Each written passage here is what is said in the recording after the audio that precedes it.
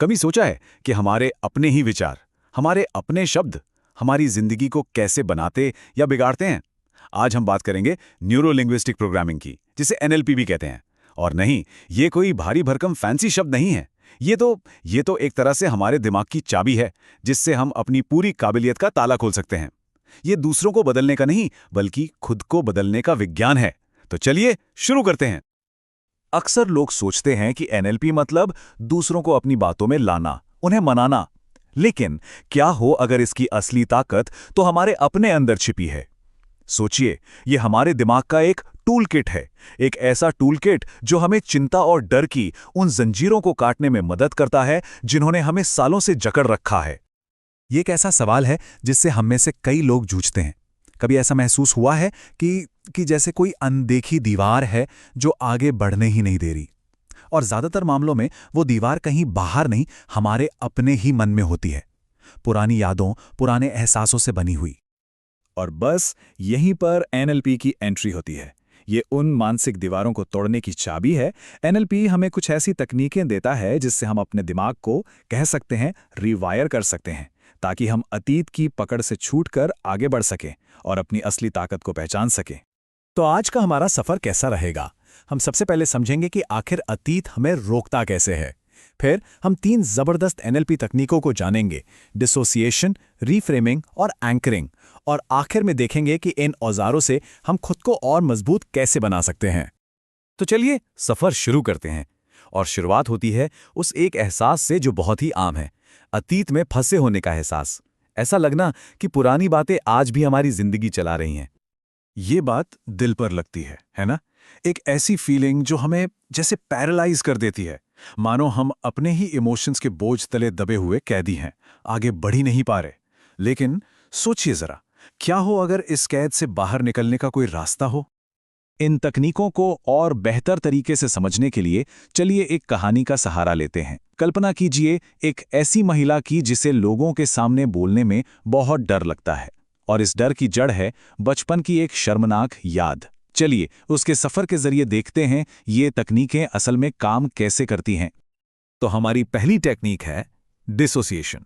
इसका सीधा सा मतलब है किसी दर्दनाक याद से एक इमोशनल दूरी बनाना, उस याद की पकड़ को ढीला करना ताकि उसकी ताकत कम हो जाए।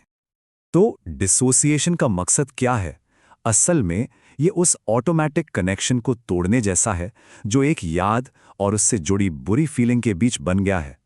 मानो उस बटन को ही बंद कर देना जो हर बार दबते ही इमोशनल रिएक्शन शुरू कर देता है। तो हमारी कहानी में उस महिला का जो ट्रॉमा है वो एक खास घटना से जुड़ा है। बचपन में क्लास के सामने हुई एक शर्मनाक घटना। बस उसी एक पल ने उसके अंदर एक ऐसा डर बिठा दिया जो बड़े होने पर भी उसका पीछा नहीं छोड़ रहा। जरा सोचिए वो याद कितनी ताज़ा होगी उसके जहन में। वो सिर्फ उस घटना को याद नहीं करती, वो उसे बार बार जीती है। कमरे में गूंजती वो हंसी, वो शर्मिंदगी, वो घबराहट, यही वो छोटी छोटी डिटेल्स हैं जो किसी बुरी याद को इतना पावरफुल बना देती हैं। तो सवाल ये है कि वो इस मजबूत कनेक्शन को तोड़े कैसे? प्रोसेस बहुत सीधा है, सच में। सब कुछ शुरू होता है जागरूकता से, उस शर्म की फीलिंग को पहचानने से। फिर वो मन में उस घटना को देखती है जो इस फीलिंग को जगाती है। और अब आता है असली काम, उस याद के मतलब को, उसके कॉन्टेक्स्ट को बदलना। जैसे वो ये सोच सकती है कि क्लास में सिर्फ उसके साथ नहीं बल्कि सबके साथ एक ही टाइम पर वैसा ही कुछ हुआ, तो वो एक सीरियस नहीं बल्कि एक फनी मोमेंट बन गया। या शायद वो ये कल्पना करे कि वो कोई शर्मनाक घटना थी ही नहीं, बस थोड़ा सा पानी गिर गया था। इस तरह बार बार उस याद को एक नए एंगल से देखकर वो धीरे धीरे उस याद से इमोशनल चार्ज हटा रही है, उसे न्यूट्रल बना रही है। ठीक है, तो अब जब उस याद से थोड़ी दूरी बन गई है तो चलिए अपनी दूसरी टेक्निक पर चलते हैं, रीफ्रेमिंग। इसका मतलब है कहानी बदलना। वो कहानी जो हम किसी घटना के बारे में खुद को सुनाते हैं, मतलब अपना नजरिया बदलना। रीफ्रेमिंग का काम है उस नेगेटिव साइकिल को तोड़ना जिसमें हम फंस जाते हैं। देखिए होता क्या है, एक बुरा ख्याल आता है, उससे बुरी फीलिंग आती है, उस फीलिंग की वजह से हमारा बर्ताव भी वैसा ही हो जाता है, और फिर वो बर्ताव हमारे बुरे ख्याल को और भी पक्का कर देता है। रीफ्रेमिंग बस इसी चक्कर को जड़ से तोड़ देता है। अब जरा इस बदलाव को देखिए, ये कितना पावरफुल है।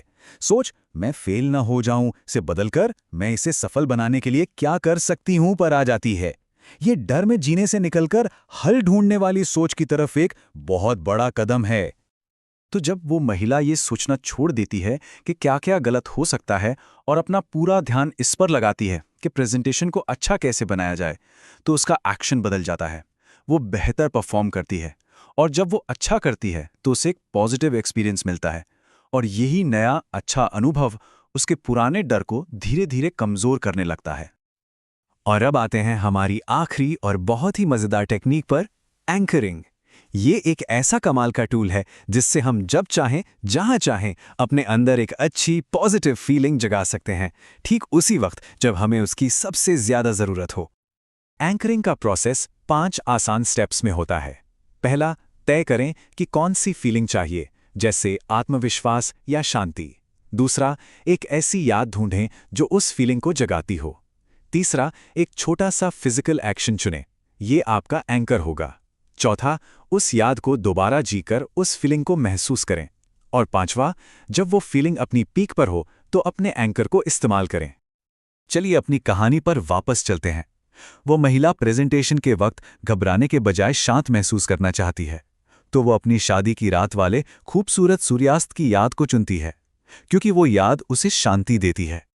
और उसका एंकर बहुत ही सिंपल और सीक्रेट, अपने जूते के अंदर पैर की उंगलियों को एक खास तरीके से टैप करना। ये इसलिए ज़रूरी है कि वो इसे कहीं भी इस्तेमाल कर सके, मीटिंग में, प्रेजेंटेशन में, और किसी को पता भी न चले। बार बार उस शांति वाली फीलिंग को इस टैपिंग से जोड़कर वो अपने दिमाग के लिए एक पावरफुल शॉर्टकट बना रही है। तो डिसोसिएशन, रीफ्रेमिंग और एंकरिंग, ये 3 पावरफुल टूल्स अब हमारे पास हैं। लेकिन बात सिर्फ तकनीक है सीखने की नहीं है, बात है खुद को बदलने की, अपनी जिंदगी का कंट्रोल वापस अपने हाथों में लेने की। आखिर में ये सब कंट्रोल के बारे में ही है। इसका मतलब है कि बाहरी चीजें हमें कंट्रोल ना करें, बल्कि हम अपने इमोशनल रिएक्शंस को कंट्रोल करें। इन टूल्स का इस्तेमाल करके हमारी कहानी की वो महिला अपने अतीत की विक्टिम नहीं, बल्कि अपनी कहानी की हीरो बन जाती है। और ये हमें एक आखिरी लेकिन बहुत जरूरी सवाल पर लाता है। आज जो कुछ भी हमने जाना, उसे ध्यान में रखते हुए सोचिए, वो पहला नेगेटिव ख्याल या वो पहली बुरी फीलिंग कौन सी है जिससे इन तकनीकों से बदलना शुरू किया जा सकता है। क्योंकि याद रखिए, बड़े से बड़ा बदलाव भी एक छोटे से ख्याल से ही शुरू होता है।